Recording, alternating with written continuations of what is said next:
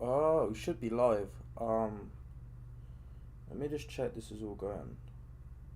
This is all working. 2 secs. Card.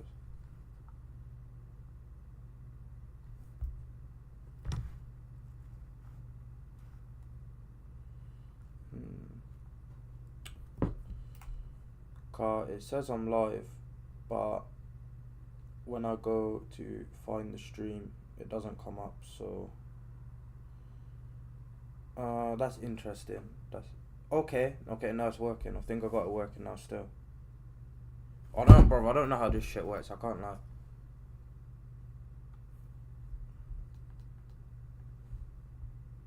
Okay, yeah, no, it's all working now. It's all working now. So yeah, welcome to today's stream. First, oh, let me move that out of the way. That's kind of jarring.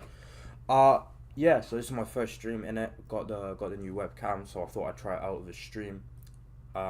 Obviously, like the picture on it's not great, but it's an improvement from the phone I was using to record my video anyway, and it will just do for the time being until I get like a proper camera that has like decent quality.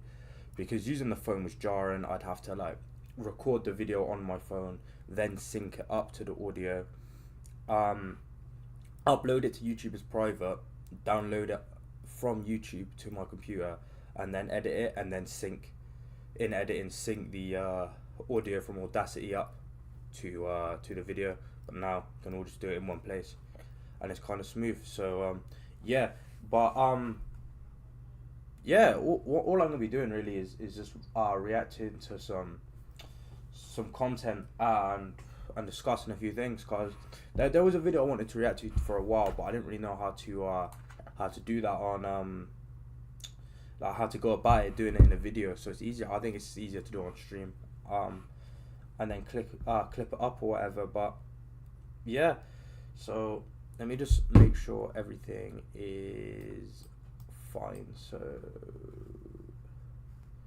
if I do that and then move that over here, yeah, keep it over here. Bro, I should have. I've been a bit of an idiot here. I should have had this all. I should have had this all set up before I went live. But oh well. Here we are.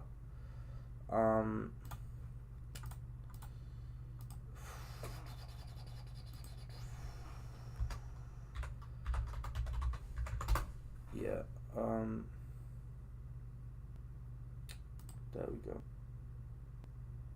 And then if I just do that, and then yeah, okay, that's all fine. That's all fine and good. That's all fine and good.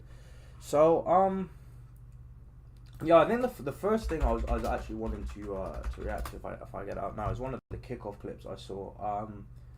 Is this one? This one come up on my timeline, so we're gonna have a little watch. I'm gonna see what he has to say, because I've made a few statements on Twitter about what I think of his takes on the matter. I think he's an idiot. Obviously you should know already. I don't have the best opinions of him. I think he's a bit of a knob. But we're gonna see what they say. Energy supplies don't want you to know about this trick to warm up houses for practically zero cost. This space heater is being... If you want, you can check us out on all your audio platforms now. We're starting off with Kieran Trippier, because Kieran's got a place in my heart. I love this guy. Wait, bro, this ain't the start. Yeah, there we go. I don't know why. Welcome back to the kickoff. And as I've been moaning a lot lately about Newcastle being in deep shit thanks to FFP, apparently a few other clubs have realised that. And now 4 Newcastle players are linked with moves away this January. Coincidence? I doubt it. But before I start, don't forget to subscribe. Oh, it's not this one. Oh, I've clicked on the wrong video. I'm an idiot. I should have had all of these set up before I went live. Which one is it? It's this one. we've got to do the FFP chat because that's been rumbling on social media lately. Because obviously, when Newcastle were bought out by the Saudis, the fans were celebrating, not only because we'd gotten rid of Mike Ashley, who'd spent no money for the last 20 fucking years, but also for the promised land. You know, here's what happened at Chelsea, here's what happened to Man City. The oil money's here, boys. We're going to be getting Mbappe. Fast forward 2 years later, and our CEO does an interview saying, well, we are going to have to sell now if we want to buy a Solanke. Let's first. I'll pause it there. So he obviously says, "Oh, it's going to be like what happened to Chelsea, what happened to City."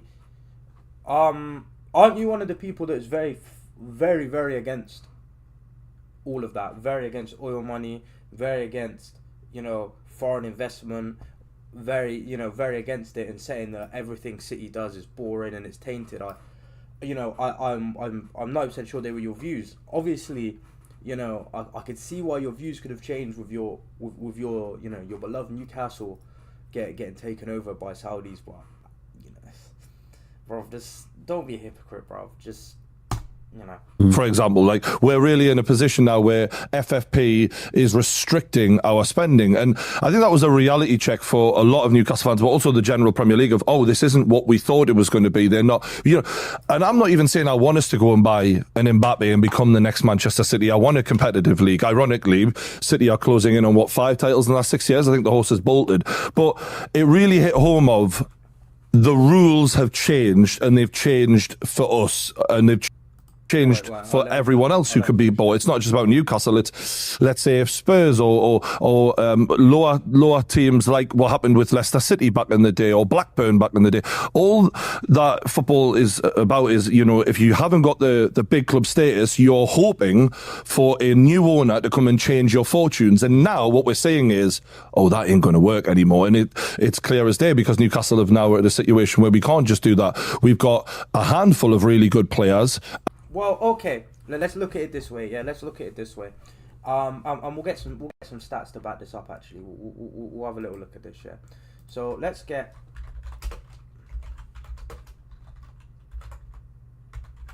What? Since 2008, we'll look at spending since 2008. Yeah. So 1.57 billion. Yeah. Right. We look at that. Right. We look at that. Yeah. That's how much we spent since 2008, right? Okay. So what? We look at this Newcastle takeover, yeah? And the players they've bought, the money they've spent a lot of money. Gordon, Bruno, Isaac, Trips was a free, wasn't he? Botman, Tino Livramento, Dan Burn, obviously Joe Linton, and that was obviously before the takeover, yeah. But they haven't earned any money in that time as well. Obviously, since we've been taken over, we have got Europa League, Champions League, 1 titles, 1 FA Cups, 1 League Cups, 1 Champions Leagues, yeah. So we've earned money. They got taken over 2 years ago. Finished mid-table, finished top 4. Got Europe once. So no, they're not making any money to be able to bring in these players. So yes, financial fair play is restricting their investment because they're not earning any money to bring these players in. But we'll see. I might be jumping the gun a little bit. He might bring that up, but he probably won't. And a vast majority of Steve Bruce players are still there, and half of the squad's injured. We are crying out for replacements. We started 2 academy players against Man City, for Christ's sake, and yet we're now unable to go and do anything. We're even struggling. Started 2 academy players against Man City, for God's sake. Isn't Lewis Miley one of the highest rated youngsters in the Premier League right now? Hasn't everyone been singing his praises because he's a cracking player at his age? Or are we just going to forget about him being a good footballer to fit a narrative? Because we can do that. Because if we want to do that, then that's fine. Let's think about it. Man City, we won a treble, but we had to use Phil Foden, the academy player. Rico Lewis, the academy player. That's 2 academy players. Just like you mentioned that you had to use 2 academy players. Oh no, De Bruyne's been injured, so we've been having to use academy graduate Phil Foden. Oh no, we had at the end of last season when the middle of last season when Chancellor was throwing a hissy fit, we had to play academy player Rico Lewis. Oh no, what are we gonna do? It's just waffle, man. To loan Phillips from Man City because we're haggling over the fee. So for me, it's clear as day that FFP is not there for fairness. Like, fairness would be if everyone in the league could spend an equal amount on their squad. So whatever the... I am going to quickly pause and say that I don't think FFP is fair. But my main issue with what he's having to say is, and some of the tweets he's put and statements he's made out is, he's saying the FFP is here to protect the big 6. FFP is not here to protect the big 6. It is here to protect the red cartel, being Liverpool, Man United and Arsenal. That's who it's here to protect.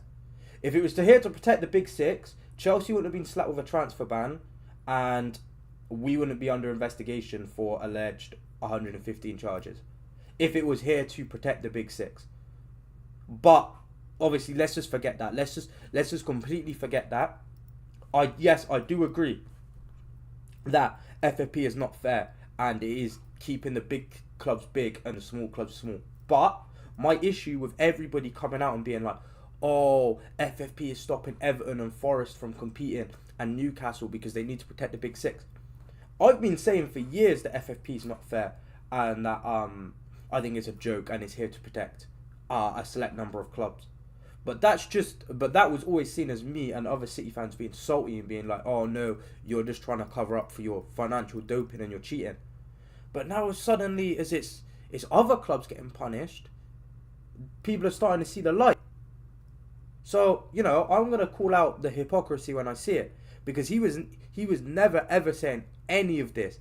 He was pro FFP until the takeover. So I don't want to hear this switch up. Because the rules have been the same the whole time. So I don't want to hear this nonsense, man. Biggest value team is in the league. Well, you spent X amount of money. Well, everyone can spend that then. And if people can't do that, then that's fair enough. But that should be the rule. We should all be allowed to spend the same amount of money if we want, and we can't. So, what do we make of the situation, lads? I think it's an interesting state of affairs when you look at it and you see that smaller clubs in the Premier League are being punished more than the bigger clubs. So you look at the way that Man City can still spend as opposed to the way that Newcastle can spend, and it's still unfair even when you look at it from that perspective. Just to be clear, can we explain why that is? Just because some people might not understand. Wait, one moment. Did he just say what I thought he said?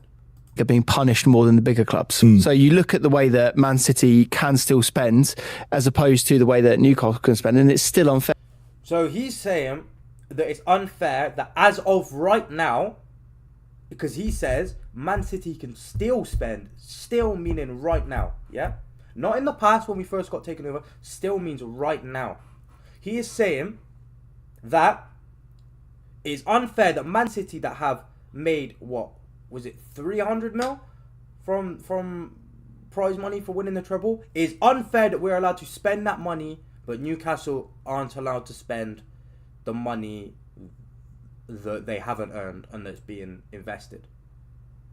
Which I'm not saying they shouldn't be allowed to spend that money. But what I'm saying is, he's compared prize money to investment money.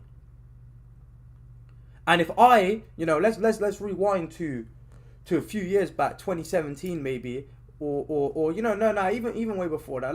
Let's go to 2013, 2014, yeah, when City have only won 1 league title, 2 league title, yeah.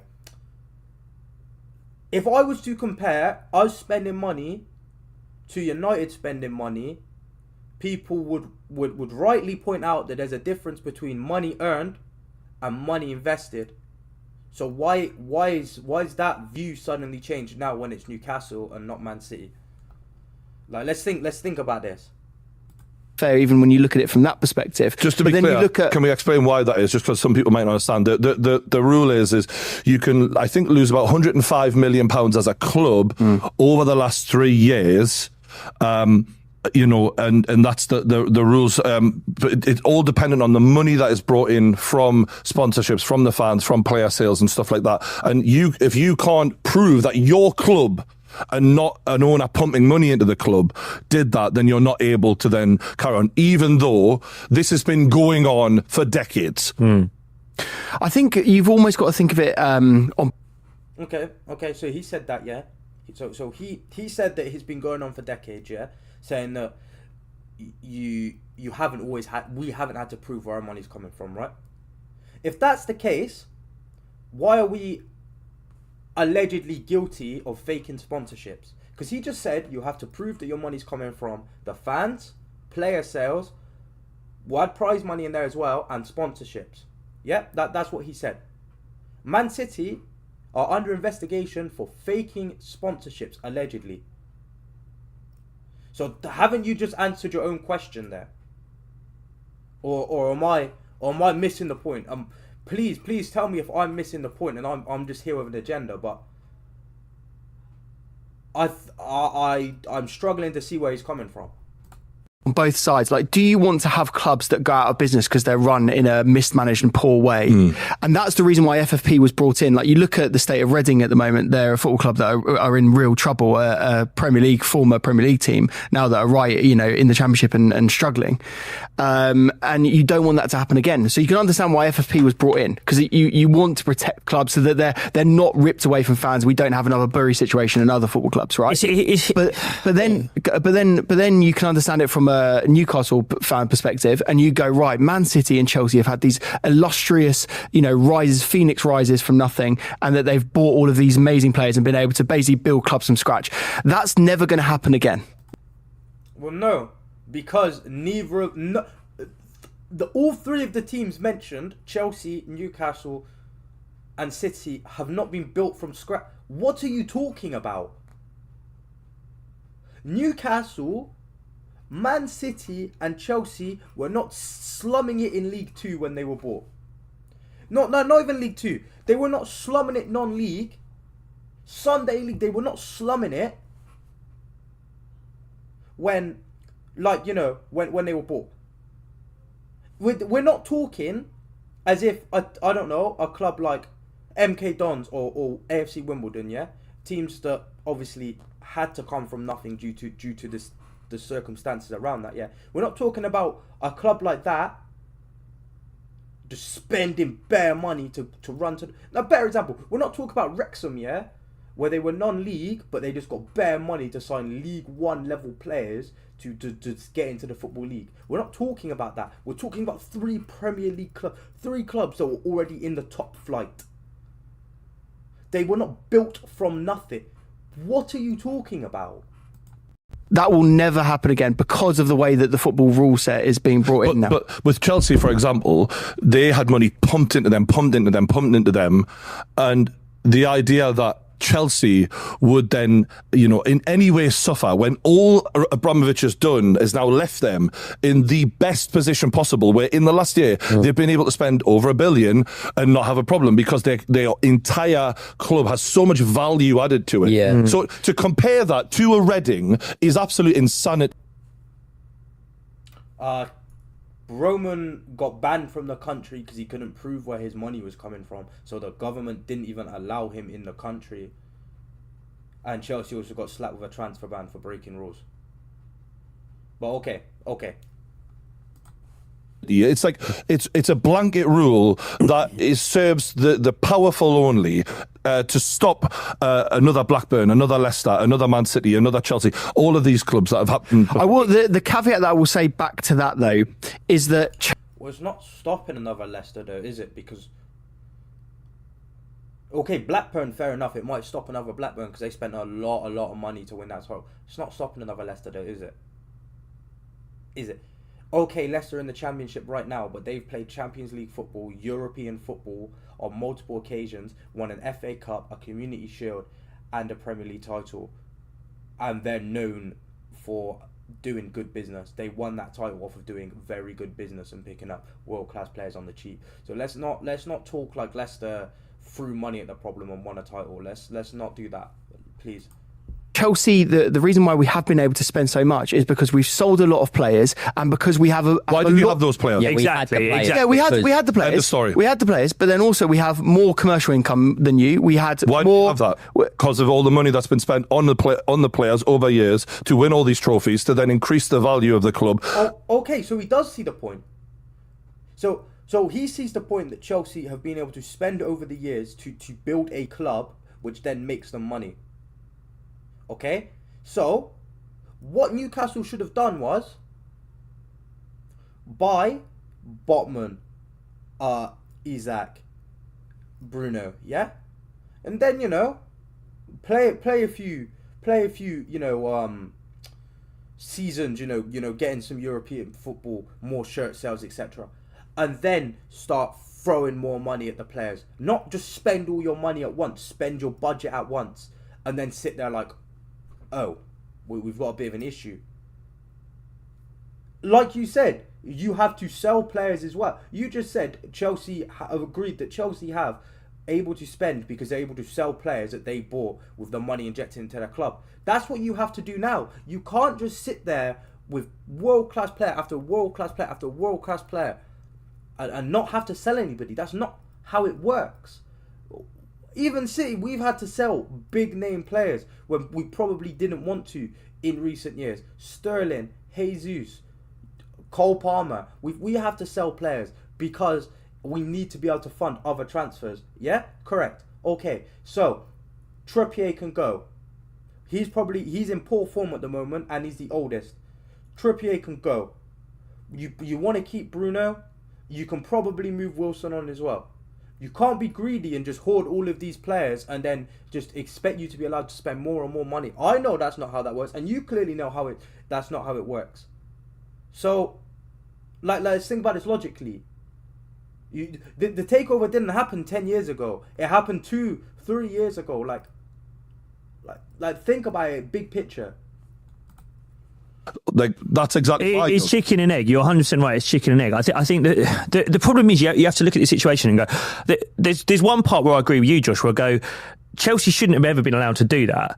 But you can't say we're not going to do rules and regulations against Newcastle because we didn't do it against Chelsea. Yeah, because it's like going, well, you didn't stop that house from burning down, so why are you stopping this one from burning down? It's like, I think what you need to do, and as football fans, when we look at this stuff, you have to get rid of your club allegiances, look at the actual problem with spending in the Premier League. And for me, it's twofold. One, it's what you said, don't let another Bury happen. Don't let small clubs get destroyed by reckless owners who shackle them with debt that they're never going to overcome. But the other problem, we mentioned it earlier, City are probably going to win their, 6 in 7 titles? 5th out of 6, yeah. And it's just going to happen again. And this is while financial fair play is in place. This the only reason this is a problem that's been there from day one. Manchester United were Manchester City. Man United could not be competed with. Okay. He might be about to say something I agree with here. He groundbreaking news. Like, this is a once in a lifetime event. Brian might be about to say something I agree with, but only time will tell. So I'll play the video again. Until clubs had money pumped into them. This is not a new problem. We're just having the same problem 20 years later. But we haven't tackled it. This is the problem. And whatever they're doing and whatever's happening at the moment, it's not working. Because it's like, as a Newcastle fan, you're sat there going, fuck me, I'm having to watch Sean Longstaff run around on a pitch because we can't even loan Calvin Phillips. It's like, yeah, but none of us as neutrals are going, someone needs to fucking slow Newcastle down. None of us care about that. I think there's a lot of people who are fearful of what Newcastle could become if it was completely no rules. And I'm not if it was Manchester City buying Robinho all over again. I'm not suggesting that we do that, but when Manchester City are in 5 titles out of 6 years, and the one title they lost where they were 2 points behind or whatever, that is not a competitive league. The idea that I don't remember us being 2 points behind Liverpool when we lost the title. I remember us losing out on the title by a complete huge margin. And I remember you also on the kickoff with Lawrence making a big deal about how well Klopp did, having that big of a point gap and running away with the league that well against Pep Guardiola's unlimited money Man City side. But again, if you want to rewrite history to fit your narrative, we can, Brian. We 100% can. Because I can rewrite history too. Okay? I can sit here now and say Sheikh Mansour is a local Manchester lad that made it big and wanted to invest in his local team. I can happily sit there and make up lies like that if you want to lie as well.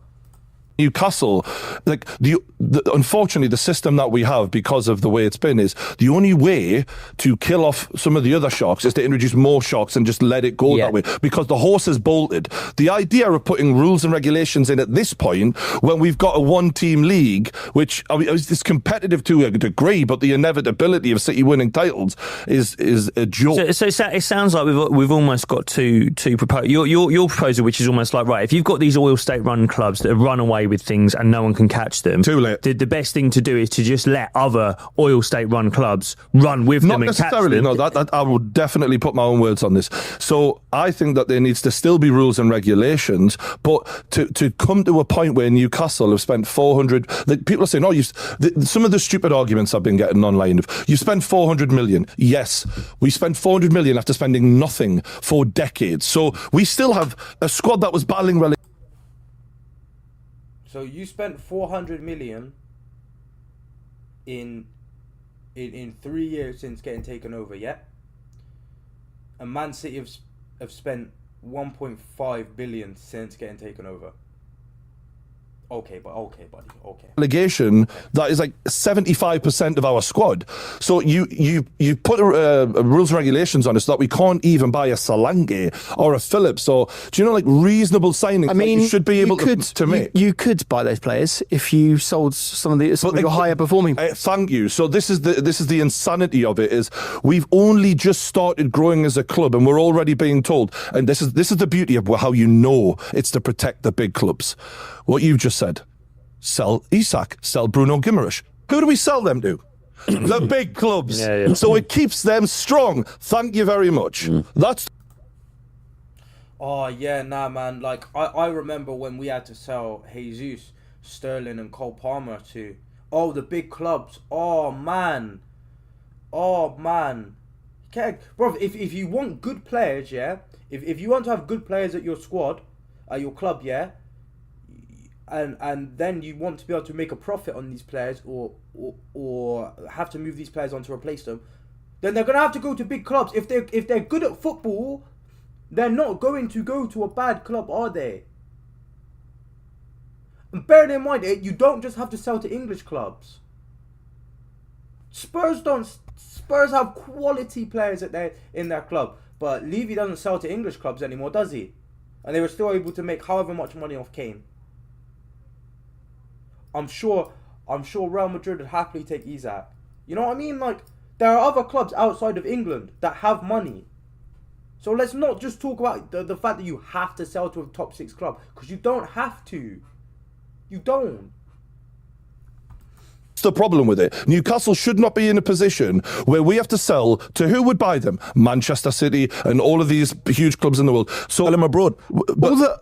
Okay, Saudi might take them, but obviously we can't talk about you selling to Saudi, because, you know, that's a bit, you know, you won't want to talk about how you're potentially breaking the rules, because obviously you're all about morals in football, aren't you, Brian? Come on, Barcelona, Real Madrid can't buy. They can't. No. But let's have a counter to this though. All the big clubs are selling clubs now. Man City have just sold their best up and coming prospect in Cole Palmer. That is not the same thing. That is one tiny little speck in a galaxy of stars that they have. So much so that no one's even pointing the finger at Pep Guardiola, because he was some little kid out of the academy. What you're talking about is selling our best Isak or best midfielder in Guimaraes. It's absolutely outrageous that is being put to us as a reasonable thing, when we have owners who could fund Newcastle for the next 1,000 years, and we're talking about whether or not we could one day go out of business. Don't make me laugh. Whether this was your expectation or not, I think it was the expectation of many that Newcastle were going to become the Man City on steroids. They were going to become do you think that's not that you would expect it, but a lot of people did, because we looked at the wealth charts. We looked at the wealth charts, and it was what your owners were 3 times wealthier than Man City's or something like that, right? Do you think that ship has now sailed? Do you think we're looking at this and going, oh, no, actually, it's just going to be the way that, say, for example, when we look, sometimes we're surprised when we look at the wealth of owners. We go, oh, Villa's owners have got a lot of money. Do you really think Manchester City have got 17 million followers on Twitter and they're that big? Of course not, man. Everything about that club has been inflated from day one, and they've treated the system fantastically well. Okay, so he is about to mention that we've cheated the system and we've cheated. Okay, I knew we'd get here. So let's see if they mention Almiron, because I've just seen that Almiron and is going to Saudi, and you know, if that's for over 50 million, then that's not. And their lawyers are so good that we'll probably never get these 150 charged. And this isn't about me hating Man City. It's about fairness. Fair play is not what we fucking got here. And I don't know if there's an easy one-size-fits-all answer to it. But the first thing I thought of was, whatever the roundabout club value that people have spent on their players, Manchester United have spent $1 billion, City have spent $1 billion. Let's look at how much Liverpool have spent. Whatever the cap is of player value in a squad, City, Chelsea are on $1 billion. That should be the limit that anyone can spend, so that we all have a level playing field, that no one can go beyond whatever that is, and you adjust it to inflation. So therefore, we're all the same. Can I ask a question as someone who's not good with numbers? Are they basically saying that the FFP is there to protect yourself from spending more money than you have and then putting Yes. Okay, so, right, let's say, for example, if these owners have got so much wealth, could you not still implement FFP in a way that the smaller clubs are protected by that logic? But say, for example, Newcastle want to go and spend $40 million on a player. The league then says to them, or whoever runs FFP says to them, that's fine, you can put $40 million down for him, but you've then got to put $40 million aside in a I don't know, bank account or something there, so that we know that you've got enough to bail yourself out of that money. You're almost lending yourself money. There's a million solutions to this. Having a one-size-fits-all for small, tiny clubs that are really going to struggle potentially down the road, and the way that Blackburn did or whatever, that you've got to have different rules for different issues. What this does, essentially, is if we imagine that there's a mini league in the top six, big six, financially, it means that it's very hard for them to drop out. Yes, these clubs might drop out a little bit of the top six in terms of their football, but roughly, they're always going to be able to outspend everyone around them, which then makes it impossible. Let's say the guy was going to buy Manchester United. Well, but here's my issue with spending, yeah? Spending doesn't automatically mean success, and this is my issue with it. You can, like, if you have good recruitment, you don't have to spend that much money. Manchester United, Chelsea, Notts Forest as well. Maybe take Forest out of it, actually, because their goal was to stay up and they stayed up. So, no, we'll take Forest out of it. But we'll main case studies Man United and Chelsea. They spend lots of money. Lots and lots of money. But what are they achieving? Nothing. Why? Because they're just throwing money at a problem and hoping it fixes it when it's not going to. So you could easily compete, like Leicester. You can easily compete if you don't spend that much, or easily a bit of stretch. But you can compete without spending that much money. You've just got to have good recruitment. And you look at some of the up and coming teams, Brighton, Villa. You look at the results they're getting, the football they're playing, and you look at their recruitment. Fantastic. Okay, my team financially doped. Here we are. Okay, whatever. Say whatever you want about my team, yeah? Right? I'm not going to say that we got to the top by some miracle, right? But what I'm saying is, teams like Villa and Brighton, they don't invest heavy amounts of money. They've just got good recruitment. And that's all it is at the end of the day. Good recruitment and a decent manager, and you'll get results. Money doesn't solve everything, and that's my main issue with the money talk, man. The Sheikh, let's say he goes and buys a really small club. Why would he now? Because he can't have fun with it. And these are billionaire toys, and they've been that way for years, right? But doesn't this also mean that they just need to come up with creative ways to raise funds as well through sponsorships and different... Newcastle have got the best of the best of the best right now. We're getting as creative as we can, and it's come down to what we're going to do. But even like the stadium and things like that. What that does is it moves it as a snail's pace, and that's exactly what is wanted. They don't want us going through the gears. And I understand that this might sound like sour grapes, but I'll be honest, I want to fucking see my team win a trophy once in my bastard life. And I had a little bit of a hope that at least we might be certain to see something happen. And now I'm looking at it going, we can't even buy Solanke. I want a fair league. I want a competitive league. I don't want a Man City situation. I want entertaining football. As much as it would be nice to win Newcastle 6 titles in a row, it would feel soulless at that point. I want competitive. I think our league is still more competitive than most of the leagues in Europe, though. It's more competitive than France, Germany. I don't know, man. Bro, what do you mean? No, Mate, this is Sorry. How many leagues have PSG won in a row in the last few years? If that's how many the have Bayern Munich won? Bro, but the point is they've had such an advantage for so long. They've built up so much value. So now they can sell a Cole Palmer and make absolute profit. Because now the door's shut, City are almost cemented at the top. It's going to be really hard for anyone to ever catch them. Are you just unfortunate of being the next one in line? The ladder's been pulled up on us. This falls on. Like, maybe there'll be 2-3 more clubs within the next half a decade that are feeling exactly the same as you, but it's just such a harsh pill to swallow. That. Even if now, I've been saying this for a long time. Like, it isn't just because Newcastle have been born now. The only way to beat the shark in the tank is to introduce more sharks in the tank. Yeah. Having Man City as the only one with the biggest teeth like that, it makes it impossible for anyone to challenge the. It's not just the biggest teeth. The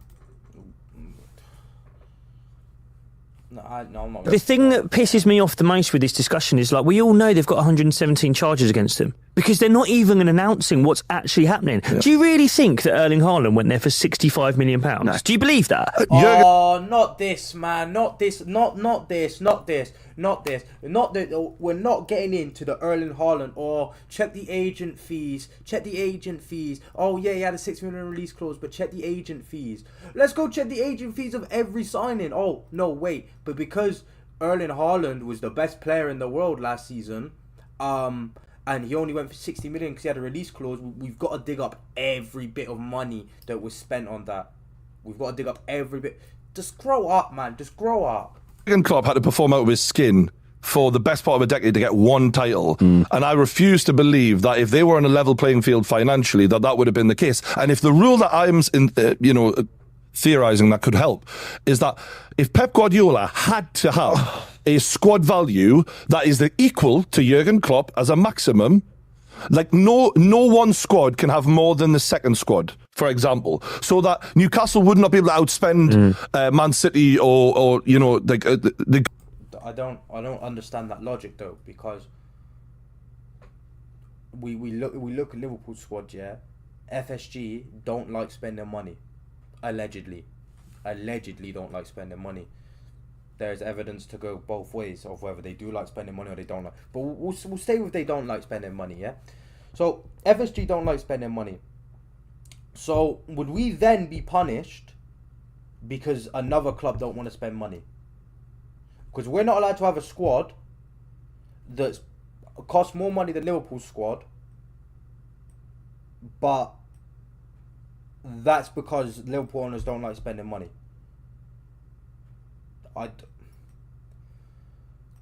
So if City, for example, just stop spending money, right? If we just spent zero money now, yeah, we just lived off the squad we've got now and our youth players, yeah. Would that mean, Brian, that no one else is allowed to spend money then, and no one else is allowed to spend money? They're allowed to get a squad that's the same value as our squad, and then that's it. They're not allowed to spend money after that. That doesn't make any sense.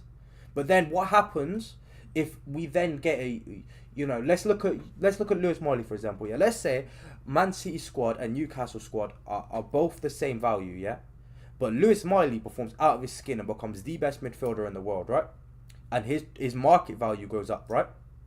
Meaning you would technically have a higher squad valuation than us if we're going off of how much money they go for in the market, yeah. Would you then have to sell him? Or if we just sold all of our assets now, sold every player we ever bought, yeah, and we just played an academy team, would that mean every other club has to then go and do that? I don't understand that. Am I being stupid and not understanding what he's saying, or is what he's saying make no sense? You can't have one squad that's out and out, like Bayern Munich, the most valuable squad. That would then force a level playing field to some degree, at least. What we've got now, for people going, oh, it's working. Bro, They've just sold Cole Palmer just for cash in the bank because they've got an embarrassment of riches. Like, what were we talking about that this is working? But They've sold a few others. They've sold Jesus. They've sold Mahrez. They've sold other players. They've sold them with But what Brian's saying is, when they've used them up now, they're finished with them. What Brian's saying is they're only selling them because they were able to buy them in the first place. This is the problem. Is you go, oh God, Jacob's got loads of money. He keeps selling those luxury cars. It's like, yeah, because I fucking nicked him in the first place. It's like, that's what's wrong. Do you know what I mean? It's like, the other thing that you have to think about with City as well is we spoke about Cole Palmer a couple of times here. Why have they got Cole Palmer? Why have they got him? And why have they got that academy? Because they've got the best academy in fucking Europe. Into their club, Exactly. Man. Newcastle can't even upgrade the fucking training ground. Exactly. It's a joke, man. This is why it's so hard to judge Cities, because it's like, it's not just that they're spending money on transfers. They've speak to anyone who knows stuff about Manchester United. They're saying there's nothing coming through the academy because all the kids that we used to get coming through the United academy, they're going to City instead now because of the facility. And when people are looking at Newcastle and going, you're only saying that because you want Newcastle to win, I'm like, yes, I get what you're saying, but would you not at least rather have another challenger to Man City who can actually compete with them on a financial level? Because right now, it's up to them what the fuck they do. And everyone else is dancing to their tune. Yeah, but let's be real though. I like Burnley fans, Nottingham Forest fans. Are they even speaking about this? Oh, I'm not watching the rest of that. We'll go look in the comments. We'll go see what people have to say in the comments, because what have we got? Okay, so this looks to be... let's click on his profile. Is that okay? So we got a City fan here, so we'll see what they have to say. Hold on, so let me get this straight. When we were complaining about how FSP basically just protects the established top teams from any outside competition, back when we got taken over, he didn't want to hear any of it, but now... Okay, that's exactly what I said. That is exactly what I said earlier. But again, because it was City complaining about it, it was a non-issue. It was something we made up to seem hard done by. But now that it affects Forest, Everton and Newcastle, we're now meant to believe the FFP is one big evil. Like, that doesn't make any sense. City fans literally said what FFP was donkey years ago, and everyone was said we were deluded. Yeah, okay.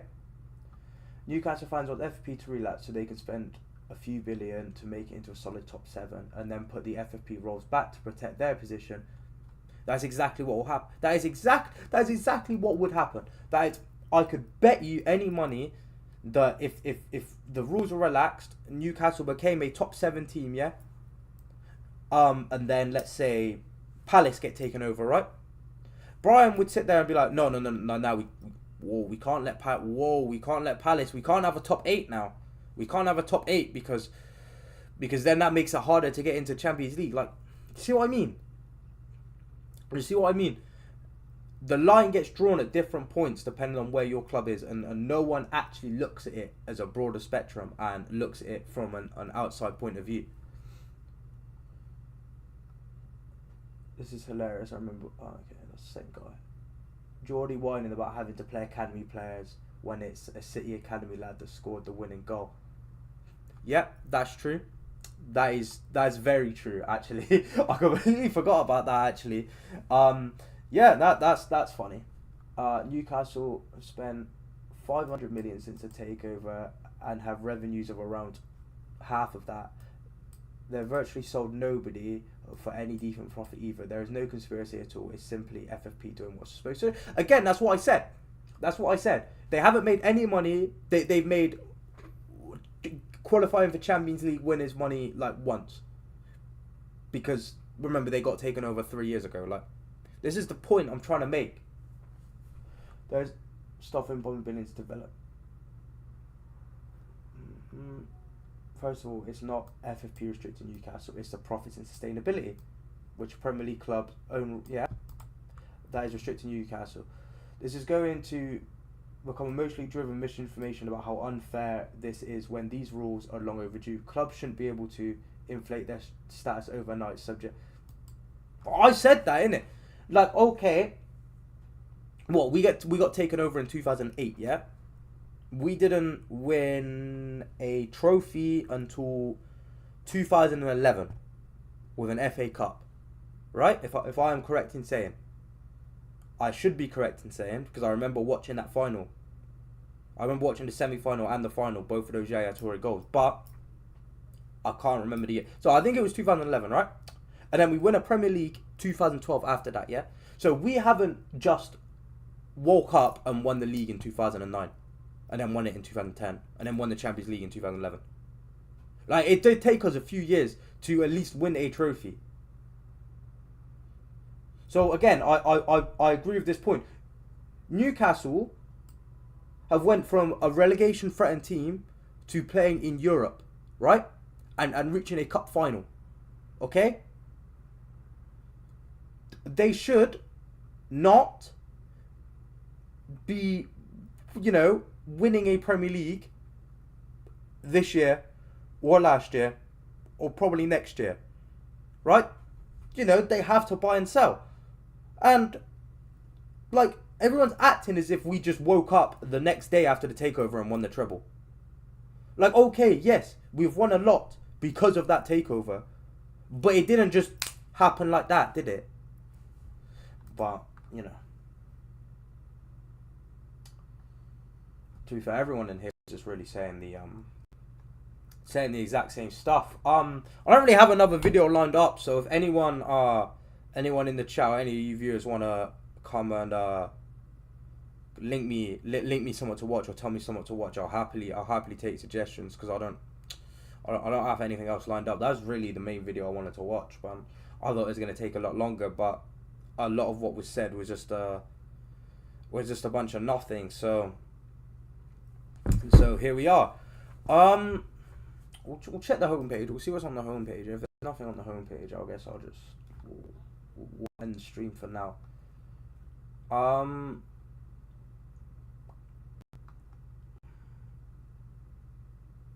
Nah, there's not really anything I'm seeing here. So, I know it's been a short one, only 45 minutes, but I hope you enjoyed my first stream. For all of you that came and checked it out, leave suggestions in the community page. Obviously, tweet me them as well. Suggestions for the next live stream and content to go through on there. But without any further ado, I guess I'm going to end the stream here. I hope to see you all when I next go live, and also don't forget to subscribe and also check out the rest of the content on the channel.